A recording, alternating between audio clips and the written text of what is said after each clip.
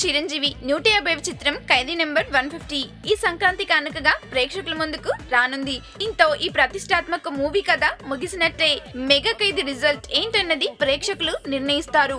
ఇప్పుడు మెగాస్టార్ 151వ చిత్రంపై విస్తృతమైన చర్చ మొదలైంది. ఈ చిత్రానికి క్రిష్ దర్శకత్వం వహించనున్నట్లు పుకార్లు వినిపిస్తున్నాయి. రామ్ చరణ్ నిర్మించబోయే తదుపరి చిత్రం కూడా మెగాస్టార్ చిరంజీవిదేనని స్పష్టం కావడంతో ఆ చిత్ర దర్శకుడు ఎవరు అనే దానిపై ఆసక్తి నెలకొంది. ఇప్పటికే చిరు 151వ మూవీ రేస్ లో దర్శకులు బోయపాటి, సురేందర్ రెడ్డిల పేర్లు వినిపించాయి. ఇప్పుడు ఈ లిస్టులో కొత్త పేరు వచ్చి చేరింది. క్రిష్ దర్శకత్వంలో చిరు 151వ చిత్రం తెరకెక్కనున్నట్టు ఫిలిం నగర్ సమాచారం. సామాజిక, చారిత్రాత్మక స్పృహ కలిగించే సినిమాలు తీయడం క్రిష్ ప్రత్యేకత.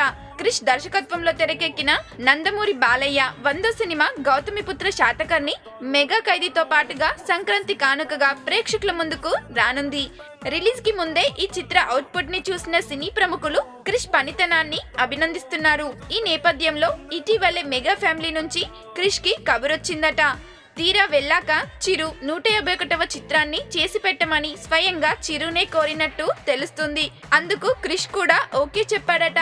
శాతకర్ణి రిలీజ్ తర్వాత క్రిష్ మెగాస్టార్ 151వ చిత్ర కథపై కూర్చోనున్నట్టు తెలుస్తుంది. ఇదే నిజమైతే మెగాస్టార్ చిరంజీవి పొలిటికల్ గాను ఉపయోగపడే ఓ సామాజిక అంశంతో క్రిష్ ప్రేక్షకుల ముందు రావచ్చు.